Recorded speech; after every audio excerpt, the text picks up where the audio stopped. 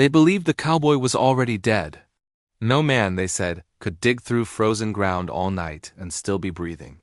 But under the pale, cold moon of Red Hollow, there he was bent beneath the impossible weight of his shovel, each rise and fall slow, deliberate, and stubborn, like a heart refusing to quit.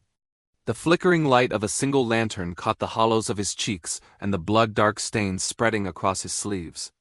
Every breath was a rattling struggle in his chest, yet he did not stop. The town stood back, gathered in the distance, a silent, uneasy crowd. They watched as if interrupting him might disturb something sacred or perhaps something cursed. The grave lay just beyond the cottonwoods, where the wind always seemed to whisper. Earlier that day, the bells had tolled for Clara Mayfield. She was the quiet schoolteacher who had arrived in Red Hollow years ago, carrying only a trunk full of books and a small, solemn boy who never seemed to smile. No one in the town truly knew her story, and by morning she was gone. Fever, they said. Or grief. Or simply the harsh West claiming another gentle soul. The preacher had spoken his final words, the dirt was tossed, and the town had returned to its routines, seemingly relieved to forget. All except the cowboy.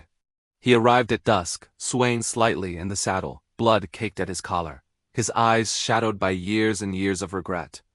Some recognized him the moment he dismounted. Elias Crow. The name moved through the gathering crowd like a sudden, unexpected cold draft. Elias Crow.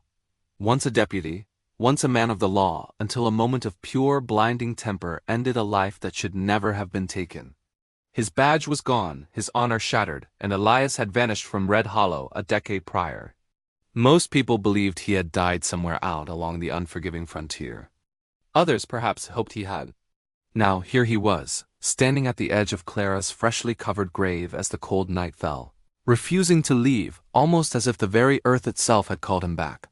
When the lanterns were finally taken away and true darkness claimed the graveyard, Elias borrowed a shovel and began to dig. The sound of steel biting into the frozen, unyielding soil echoed sharply through the silent trees. A widow watched from her porch, her shawl pulled tight around her shoulders. The blacksmith stood in the shadows, clenching his huge fists, torn between running to stop the man and simply letting fate finish what it had started. Elias coughed violently, bringing a cloth quickly to his mouth. When he pulled it away, the cloth was stained dark with blood. But still, he dug. Whatever was slowly killing him would have to wait. At last, with a hollow, sickening crunch, the shovel struck wood. Elias dropped instantly to his knees, clawing the wet, frozen dirt away with his bare hands until his fingers were scraped raw and bleeding. He pried the heavy coffin open and leaned inside, the lantern trembling precariously in his hand. Clara's face was utterly pale and calm, untouched by the pain, the grief, or the relentless fever that had forced her to leave this world behind. Elias broke then. He rested his weary forehead against the rough wood of the coffin, whispering apologies that had come far, far too late. Then from inside his threadbare coat, he pulled out a small, roughly carved wooden horse. It was chipped, badly worn, clearly loved a toy. He gently laid it beside her still hand. "I kept my promise, Clara," he whispered, his voice catching. "I never forgot." From the deeper shadows behind the cottonwoods, a boy watched the scene unfold. Samuel, Clara's son. The town hadn't yet decided what they would do with him. He was small for his age, his eyes heavy with loss, clutching an oversized coat that still faintly smelled like his mother.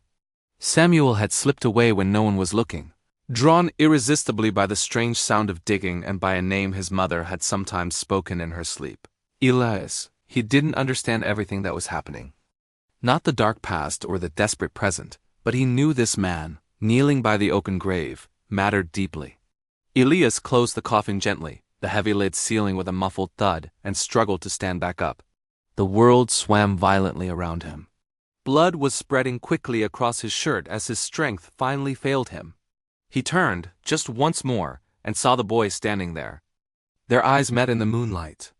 Recognition, profound and undeniable, passed between them like a silent spark. "You came," Samuel said softly, his voice barely a breath. Elias tried to take a single step forward, toward the boy. Instead, he collapsed heavily into the frozen dirt beside the grave. The townspeople rushed in then, startled and fearful. Shaking fingers searched frantically for a pulse and found one weak threadbare, but miraculously still alive. Samuel dropped instantly to his knees, gripping Elias a bloody sleeve, refusing to let go. "Don't let him die," the boy whispered, tears finally escaping his swollen eyes. He promised. As the cold wind moved through the cottonwoods and the pale moon hung silently above Red Hollow, the people finally realized that something fundamental had shifted. The grave Elias Crow had risked his life to dig was not meant to bury the past, it was meant, painfully, to uncover it. And as the cowboy lay there, still breathing, still clinging to life by a thread, the town finally understood that sometimes, the hardest-won redemption arrives looking exactly like a man who simply refuses to stop digging. This is the story of Elias Crow, a tale of promises, forgotten pasts, and the price of a second chance in a world that rarely offers one. Stay tuned for the full breakdown of this classic Western redemption arc. Don't forget to hit like and subscribe for more deep dives into the forgotten legends of the frontier. Thanks for watching. Elias Crow returned to the world slowly, dragged back by a pain that burned in his chest and spread through his bones like rust. The sharp, clean smell of medicine mixed with the scent of old wood told him he wasn't in the graveyard anymore. He was lying in a narrow bed in Mrs. Harlan's boarding house, his ribs bound so tight that every breath was a scrape, a struggle. The doctor had been by, Mrs. Harlan told him. He'd left word that the infection had nearly killed him, that another hour out there in the cold would have finished the job for good. Elias didn't answer. He didn't care about the infection, or the doctor, or the cold. His only thought, the only thing that mattered, was the boy. When he finally managed to whisper Samuel's name, the sound was thin and ragged, barely more than a breath. The door creaked open, and there he was. Samuel stood small and silent at the foot of the bed, his eyes steady, watching him. He was alive. The relief that washed over Elias hit him harder than any bullet ever had. Samuel stayed close in the days that followed, a quiet shadow in the corner of the room. He rarely spoke. As if words might break the fragile sense of safety that had settled between them, Mrs. Harlan watched them both with a sad, knowing look, understanding far more than she ever let on. One night, when the lamps were turned down low and the rest of the town was asleep, Elias finally broke the silence that had held him captive for years. He told Samuel the truth he had buried deep inside him. He spoke of Clara, how she had come to him alone and afraid, carrying a secret that would change both their lives. He told the boy how he had promised to return, how he had sworn he would come back once he finished chasing the ghosts of his own past. But shame and violence, he admitted, had a way of holding a man longer than he ever intended. He confessed that he had loved Clara quietly, from a distance, and that he had failed her completely, monumentally. Samuel listened without judgment, his young face unreadable in the dim light. When Elias finally fell silent, the boy spoke just once. He said that his mother always believed Elias would come back someday. And that belief, he said, was what had kept her strong. The simple, honest words cut deeper than any accusation or blame ever could have. By the next morning, the town of Red Hollow began to close in. The initial pity had faded, replaced by something colder. The town council started whispering. They spoke of responsibility, of reputation, of risk. A dying outlaw and a fatherless child were making people nervous, and in a frontier town, nervousness could curdle into something dangerous. Mrs. Harlan argued for them. She spoke of time, of mercy, of simple human decency. But fear always speaks louder than kindness. Elias heard it all from the front porch, the low murmurs carried on the wind. Samuel sat beside him, the two of them watching the dust roll down the empty street like a slow-moving storm, a warning. In that moment, Elias knew that just staying alive was no longer enough. He would have to stand, to fight, and to finally claim the life he had once so carelessly abandoned. That afternoon, a new figure rode into town. Marshal Whitlock from the county seat. His badge was clean, his eyes colder than the steel revolver holstered at his hip. He didn't waste time. He found Elias on the porch and began his questions. They were careful, polite, but delivered with a quiet authority that left no room for evasion. When the marshal finally asked about the boy, Elias didn't hesitate. He looked him straight in the eye and said, "He's my son." A thin, knowing smile touched Whitlock's lips. "The records tell a different story," he said, the words hanging in the air. That smile stayed with Elias long after the marshal rode away. It was the smile of a man who held all the cards. A man who already believed he was right and was just waiting for everyone else to catch up. The fever returned that night, worse than before.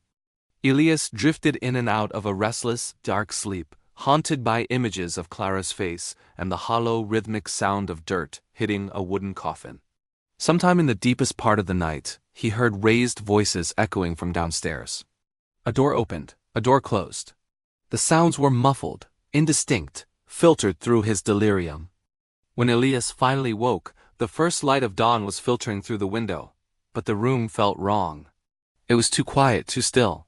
He looked to the corner where Samuel always slept, but the small cot was empty.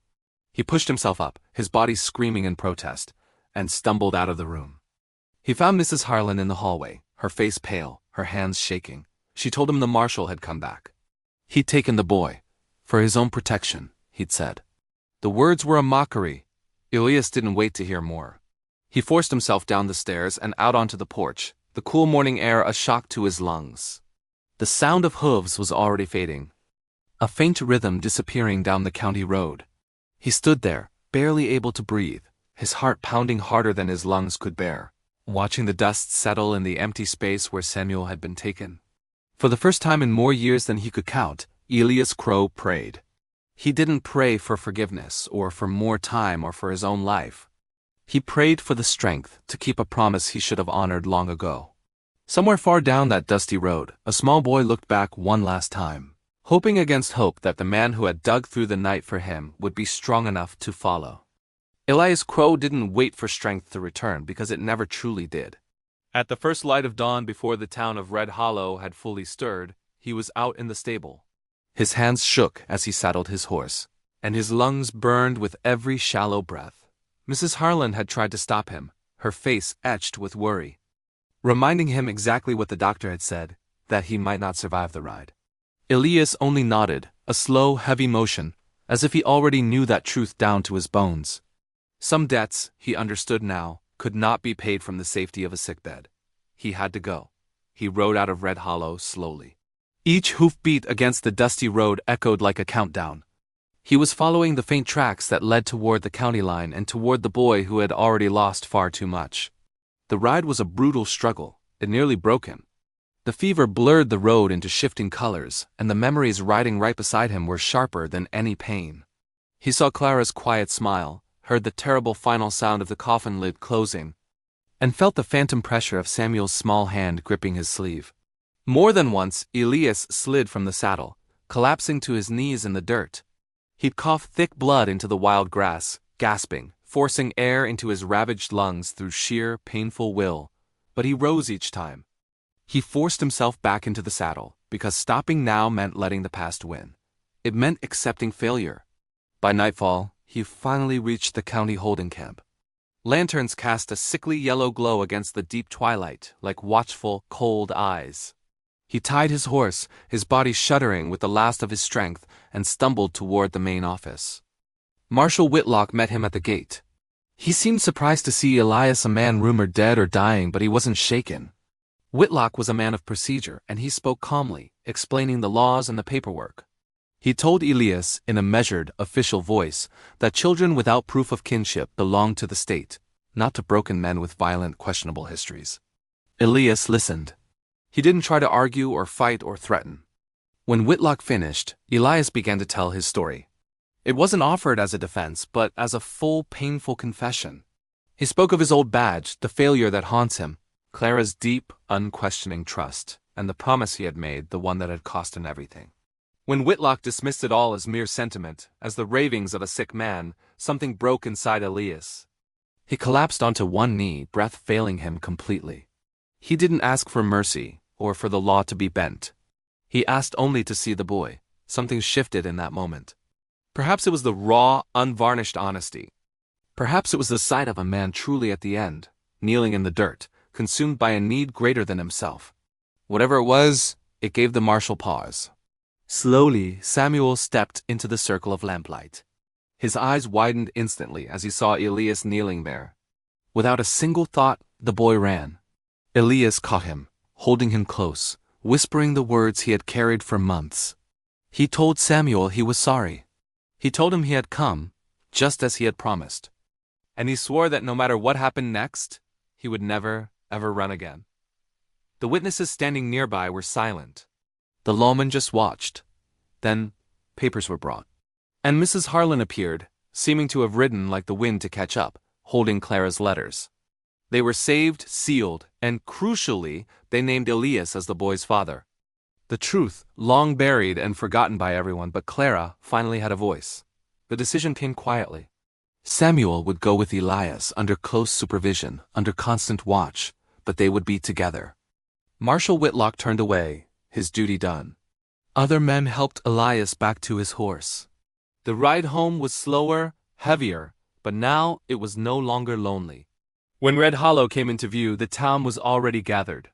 They watched a man return not as an outlaw, not as a dying ghost, but as a father holding on to the last precious thing he had left to make right in the world. Elias Crow did not live long after that difficult winter. The infection and the hardship claimed their due just as the snow began to melt. But when he died, he did so in a clean bed, with Samuel's hand held firmly in his own and no promises left unkept. They buried him beneath the cottonwoods, right beside Clara, in a place where the wind never truly rested. Years later, the folks of Red Hollow would still talk about it. They would say that redemption came to their town on the night a dying cowboy dug a grave and flat out refused to stop breathing, because sometimes the strongest men aren't the ones who survive the longest, but the ones who finally stay.